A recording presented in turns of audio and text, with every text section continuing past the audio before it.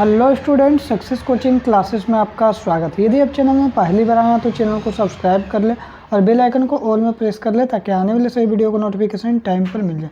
आज हम डिस्कस करने वाले हैं क्लास 10 का सामाजिक विज्ञान में आपका ज्योग्राफी का चैप्टर नंबर जो आपका 1 है, उससे मोस्ट इम्पोर्टेंट क्वेश्चन आपको डिस्कस करने वाले हैं जो आपका 2024 बोर्ड एग्जाम में बहुत ही इम्पोर्टेंट होने वाला है।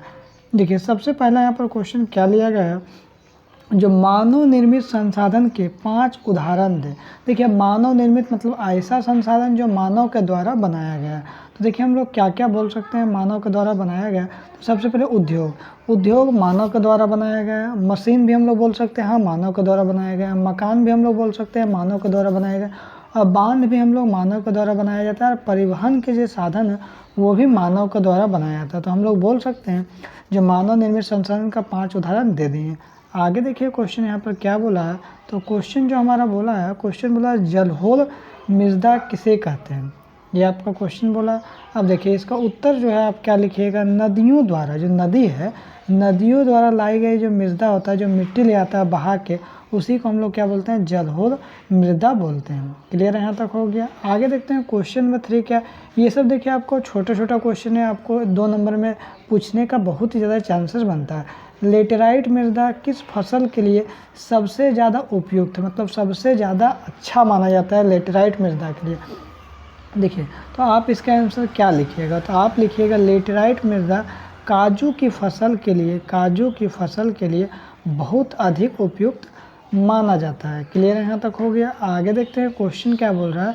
जो क्वेश्चन हमारा बोल रहा है वायु के आधार पर जलहोल मृदा कितने प्रकार के होते हैं। तो याद रखिएगा जो आपको जलहोल मृदा होता है 2 प्रकार का होता है, एक होता है खादर होता है और एक होता है क्या होता है, बांगर होता है। ये भी आपका एग्जाम में बहुत इंपॉर्टेंट क्वेश्चन बनता है। आगे देखिए क्वेश्चन हमारा जो पूछा है, काली मृदा किस फसल के लिए उपयुक्त मानी जाती है। ऐसा कौन सा फसल है जिसमें जो काली मृदा होता है ना, जो सबसे उपयुक्त मतलब सबसे अच्छा माना जाता है। तो याद रखिएगा इसका जो उत्तर आपका हो जाएगा काली मृदा कपास। देखिए ये आपका ऑब्जेक्टिव में भी पूछता है काली मृदा किस फसल के लिए उपयुक्त है, तो काली मृदा कपास की खेती के लिए सबसे उपयुक्त माना जाता है। समझ में आ गया। अब देखिए आगे जो हमारा क्वेश्चन क्या बोला है, क्वेश्चन यहाँ पर बोला है राष्ट्रीय वन नीति 1952 के द्वारा निर्धारित कितने प्रतिशत भौगोलिक क्षेत्र पर वन जंगल होना आवश्यक है। तो देखिए इसका उत्तर जो हम लोग क्या बोलेंगे, इसका हम लोग उत्तर बोलेंगे राष्ट्रीय वन नीति 1952 के अनुसार 33% भौगोलिक क्षेत्र पर वन होना अति आवश्यक है। आगे देखते हैं हम लोग लघु क्वेश्चन, थोड़ा सा हम लोग देख लेते हैं। क्या बोला, सतत पोषण विकास से आप क्या समझते हैं। मतलब ऐसा विकास जो अभी तो विकास हो ही रहा है और भविष्य में भी विकास हो, और आने वाला जो पीढ़ी होता है भविष्य में उसको भी संसाधन बचे। ऐसा ना हो जो ज़्यादा से ज़्यादा यही उपयोग कर लीजिएगा तो आने वाला पीढ़ी के लिए क्या हो जाएगा, संसाधन समाप्त हो जाएगा। तो ऐसा विकास हो, सतत पोषण विकास हम लोग बोलते हैं। आगे देखते हैं इसका उत्तर क्या लिखिएगा, लिखिएगा सतत पोषण विकास का अर्थ है कि विकास पर्यावरण को बिना नुकसान पहुँचाए। ऐसा होना चाहिए विकास जो ताकि पर्यावरण को नुकसान ना पहुँचे और वर्तमान में विकास की प्रक्रिया चलती रहे। अभी एकदम आपका वर्तमान में विकास होता रहे और भविष्य में आने वाली पीढ़ी के लिए संसाधन बच सके, संसाधन बचा रहे। ऐसा ना हो जो ज़्यादा से ज़्यादा अभी यदि आप उपयोग कर लीजिएगा तो क्योंकि संसाधन हमारे पास सीमित है और आने वाली पीढ़ी के लिए संसाधन कमी पड़ जाएगा। तो इसी को हम लोग बोलते हैं सतत पोषणीय विकास, जो आपका एग्जाम के लिए बहुत इंपॉर्टेंट हो जाता है। आगे देखते हैं कौन सा क्वेश्चन इंपॉर्टेंट है। तो नवीकरण संसाधन और अनवीकरण संसाधन में अंतर बताइए। देखिए, नवीकरण संसाधन ऐसा संसाधन जिसको हम लोग बार बार उपयोग कर सकते हैं, कभी भी ख़त्म नहीं होगा।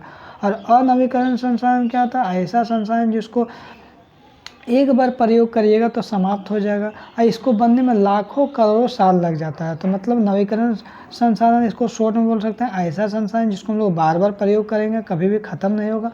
और अनवीकरण संसाधन बोलेंगे ऐसा संसाधन जो एक बार प्रयोग करने के बाद समाप्त हो जाएगा, उसको अनवीकरण संसाधन बोलेंगे। चलिए हम लोग देखते हैं इसका उत्तर क्या होगा, इसमें क्या क्या हम लोग अंतर डिस्कस करेंगे। देखिए सबसे पहले यहाँ पर बोला है, देखिए नवीकरण संसाधन को हम लोग देखते हैं क्या बोला है। सबसे पहले इस संसाधन का प्रयोग बार बार किया जाता है। अभी हम लोग क्या बोले थे, इस संसाधन का प्रयोग हम लोग बार बार हम लोग कर सकते हैं। दूसरा पॉइंट क्या लिखिए, क्योंकि देखिए अंतर बोला है तो आप देखिए अंतर इस तरह से भी लिख सकते हैं, या तो इसको बॉर्डर इस तरह से बना के भी हम लोग लिख सकते हैं, इधर नवीकरण संसाधन इधर अनवीकरण संसाधन, दोनों तरीका से हम लोग लिख सकते हैं। देखिए इसमें आपको दिया है टॉपिक बाई, दिया पॉइंट वाइज, तो इस संसाधन का प्रयोग बार बार किया जाता है। दूसरा पॉइंट क्या लिखिएगा, तो इस संसाधन का पुनर्निर्माण प्रकृति के द्वारा पुनः किया जाता है। मैंने इसका जो होता है पुनर्निर्माण बार बार प्रकृति के द्वारा बन जाएगा। जैसे आज सूर्य का रोशनी का हम लोग प्रयोग कर रहे हैं, तो कल क्या नहीं करेंगे, कल भी करेंगे, परसों भी करेंगे। आगे देखिए तीसरा पॉइंट बोल रहा है नवीकरण संसाधनों का उदाहरण, जैसे जल हो गया, पेड़ पौधा हो गया, जीव जंतु हो गया, पवन ऊर्जा हो गया, सौर ऊर्जा हो गया, ये सब आपका क्या हो जाएगा, नवीकरण संसाधन का उदाहरण हो जाएगा। यहाँ तक क्लियर है।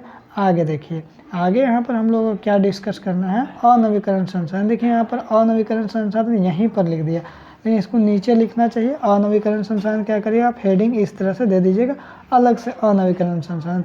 अब इसका पॉइंट को हम लोग देखते हैं। तो देखिए सबसे पहला पॉइंट बोल रहा है इस संसाधनों को उपयोग करने के बाद समाप्त हो जाता है। एक बार उपयोग करिएगा आपका समाप्त हो जाएगा। इसको बनने में लाखों करोड़ों साल लगता है, जैसे कोयला हो गया, जैसे पेट्रोल हो गया। इन संसाधनों का पुनर्निर्माण नहीं होता है, और होता भी है तो बहुत लंबा समय लग जाता है। और अनवीकरण संसाधन का उदाहरण क्या हो जाएगा, जैसे खनिज संसाधन हो जाएगा आपका, कोयला लो हो जाएगा, अयस्क हो जाएगा इत्यादि, ये सब आपका हो जाएगा। आगे देखते हैं। अब देखिए आगे क्वेश्चन क्या है यहाँ पर, जो भूमि निम्नीकरण का क्या कारण है। देखिए निम्नीकरण मतलब होता है भूमि में कमी आना। देखिए बोल रहा है यहाँ पर क्या बोला है, आपको उत्तर क्या लिखना है, ये भी आपका एग्जाम के लिए इम्पोर्टेंट होता है। भूमि निम्नीकरण का अर्थ है प्राकृतिक तथा मानव निर्मित कारणों से, या तो प्राकृतिक कारण होगा, नेचुरल हो, या तो मानव निर्मित कारण से मृदा जो है, मिट्टी का उर्वरा शक्ति में लगातार कमी होना, उसी को हम लोग क्या बोलते हैं, होने वाले कमी को या भूमि क्षरण को हम लोग भूमि निम्नीकरण बोलते हैं। या तो प्राकृतिक द्वारा या तो मानव निर्मित द्वारा जो मृदा होता है, जो मिट्टी होता है, उसको उर्वरा शक्ति में लगातार क्या हो रहा है, कमी हो रहा है, लगातार घटते जा रहा है, उसी को हम लोग क्या बोलते हैं, भूमि क्षरण बोलते हैं, या तो हम लोग भूमि निम्नीकरण बोलते हैं। और ये क्वेश्चन भी आपका एग्जाम के लिए बहुत इंपॉर्टेंट है। देखिए तो इसमें आपको लॉन्ग क्वेश्चन है, तो आपको भूमि निम्नीकरण का जो आपको कारण भी बताना होगा। तो सबसे पहले आप क्या करिएगा, वनोन्मूलन लिख दीजिएगा, और ये आपका टॉपिक है, और इसका ये आपका हेडिंग कर दीजिएगा वनोन्मूलन, और इसका सब हेडिंग भी आपको लिखना होगा। क्या लिखिएगा, आधुनिक विश्व में वनों का प्रतिशत, जो वनों मतलब जंगल हो गया, पेड़ पौधा हो गया, जंगल में प्रतिशत में कमी होती जा रही है। आज के डेट में देखते हैं जहाँ तहाँ आपको जंगल कटते रहा। कृषि के कारण एवं शहरीकरण के कारण वनों की मात्रा कम होते जा रहा है, और वनों के नहीं होने के कारण भूमि का निम्नीकरण भी बढ़ता जा रहा है। पहला पॉइंट लिख दीजिएगा। दूसरा पॉइंट क्या लिखिएगा, दूसरा पॉइंट आप यहाँ पर लिखिएगा, जो अति पशुचारण, ज़्यादा से ज़्यादा पशुचारण हो जा रहा है, तो उसमें हम लोग क्या लिखेंगे, इसमें देखिए क्या लिखेंगे, भूमि पर अत्यधिक पशुचारण के कारण भूमि का निम्नीकरण हो रहा है। ज़्यादा से ज़्यादा यदि पशुचारण, पशु यदि चराइएगा तो आपको क्या होगा, भूमि खराब हो जाएगा। आगे देखिए तीसरा पॉइंट हम लोग क्या लिखेंगे, खनन लिखेंगे। क्या लिखेंगे, खनन। अब खनन मतलब होता है खुदाई। अत्यधिक खनन के कारण भी, जैसे कोयला खनन, बॉक्साइट इत्यादि खनिजों के खनन के कारण भूमि का निम्नीकरण हो रहा है। खनिजों के खनन में मिट्टी की मात्रा में जो है कमी आ रहा है, उसको क्वालिटी में क्या हो रहा है, कमी आ रहा है। आगे देखते हैं यहाँ पर क्या बोल रहा है, अधिक सिंचाई। अब अधिक सिंचाई क्या है, देखिए अत्यधिक सिंचाई के कारण मिट्टी की ऊपरी सतह जल के साथ बह जाए। ज़्यादा से ज़्यादा यदि आप सिंचाई भी कर दीजिएगा ना, तो इसके कारण क्या होगा, मिट्टी का जो ऊपरी सतह होता है क्या जल के साथ बह जाएगा। तो ये भी आपका क्या, भूमि निम्नीकरण का कारण हो जाता है। आगे देखिए पांचवा पॉइंट क्या लिखिएगा, औद्योगिक जल निकास से बाहर होने वाले अपशिष्ट, जो इंडस्ट्री होता है उसमें जो आपका अपशिष्ट जो पदार्थ होता है, उद्योगों से जो जल बाहर निकालता है, क्या करता है, बाहर जल में फेंक देता है, उसका बहाव मिट्टी पर ही होता है, और मिट्टी उसके साथ बह जाती है, या मिट्टी में प्रदूषण कारक सम्मिलित हो जाते हैं, मतलब प्रदूषण मिल जाता है। इससे क्या होता है, भूमि निम्नीकरण हो जाता है।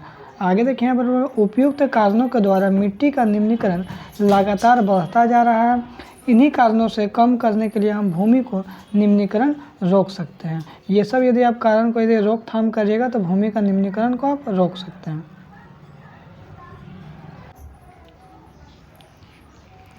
आगे यहाँ पर क्वेश्चन देखिए क्या बोला है, मृदा के संरक्षण के क्या क्या उपाय किए जा सकते हैं। मृदा का जो संरक्षण है, जो बचाव करना है, तो क्या क्या उपाय कर सकते हैं। मृदा का संरक्षण से अर्थ निकलता है मिट्टी की ऊपरी सतह अर्थात मिट्टी का उर्वरा शक्ति को बनाए रखना, उर्वरा शक्ति उसमें कमी ना हो। मृदा का संरक्षण बहुत ही आवश्यक है। मृदा के संरक्षण के लिए निम्नलिखित उपाय भी किए जा सकते हैं। क्या क्या उपाय किए जा सकते हैं, ज़्यादा से ज़्यादा आप क्या करिए ना, तो वृक्षारोपण करिए, पेड़ पौधा को लगाइए, पेड़ों की रक्षक मेखला बनाना, पेड़ों को कटाव कम करिए, चारागाहों का उचित प्रबंधन करिए, ज़्यादा से ज़्यादा चारा ना जाए।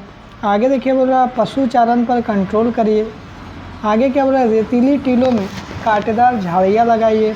आगे क्या बोल रहे हैं यहाँ पर, ढाल वाली भूमि पर सीढ़ी नुमा खेती करिए, खनन पे कंट्रोल करिए, बंजर भूमि का उचित प्रबंधन करिए, औद्योगिक जल को परिष्करण के पश्चात विसर्जित करना। ये सब चीज़ों को यदि आप ध्यान रख रहे हैं तो आपको क्या होगा, मृदा का संरक्षण का उपाय है, ये सब आप उपाय करिए। आगे देखिए निष्कर्ष में यहाँ लिख सकते हैं, जो आप उपयुक्त उपाय के द्वारा हम मृदा का संरक्षण कर सकते हैं और मृदा की उर्वरकता को बनाए रखा जा सकता है। आज मृदा का संरक्षण बहुत ही आवश्यक है।